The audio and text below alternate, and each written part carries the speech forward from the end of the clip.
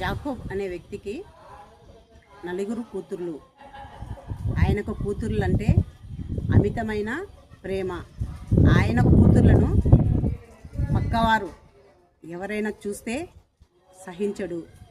ఆయన తన పిల్లలనే కాదు, పక్కన ఉన్న ఆడపిల్లలకు కూడా ఎన్నో జాగ్రత్తలు చెప్పేవాడు.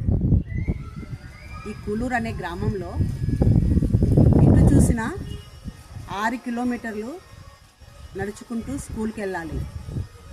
ఆ కాలంలో తన బిడ్డలను ఏరులు వంకలు దాటించుకుంటూ భుజం మీద ఎత్తుకొని తన బిడ్డలను చదివించాడు. బిడ్డలను ధర్మతతో, నీతితో, నిజాయితీతో, ఆడపిల్లలకున్న లక్షణాలతో పెంచాడు. మొదటి బిడ్డ కళావతి 10వ తరగతి చదివినది. రెండో బిడ్డ ప్రభావతి,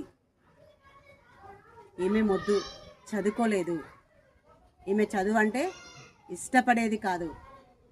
మూడవ కూతురు వేదవతి, ఈమెను 10వ తరగతి చదివింది.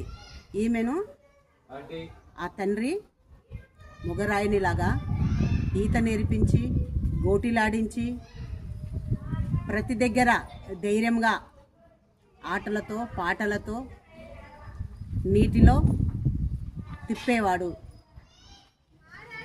నాలుగో కూతురు సునీత, ఈమె ఆ కూలూరు అనే గ్రామంలో దళిత కుటుంబంలో మొదటగా గవర్నమెంట్ ఉద్యోగం సంపాదించినది ఎవరంటే సునీత.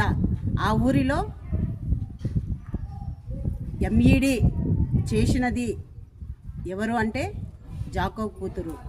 నిజంగా ఇలాంటి వ్యక్తిని ఈరోజు ఈ కుటుంబం కోల్పోయింది.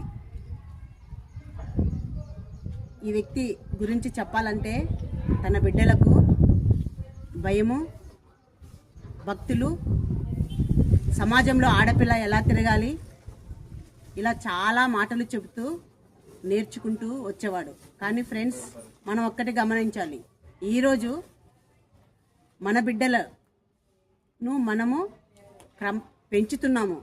ఎలా పెంచుతున్నామంటే వాళ్ళకి కష్టము, నష్టము, దుఃఖము తెలియకుండా పెంచుతున్నాము. బిడ్డలకు చెప్పాల్సిన లక్షణాలు, ప్రేమలు, అనురాగాలు చెప్పుకుంటలేము. మన కుల వ్యవస్థ, మన కుటుంబ వ్యవస్థ గురించి మర్చిపోతున్నాము. ఈరోజు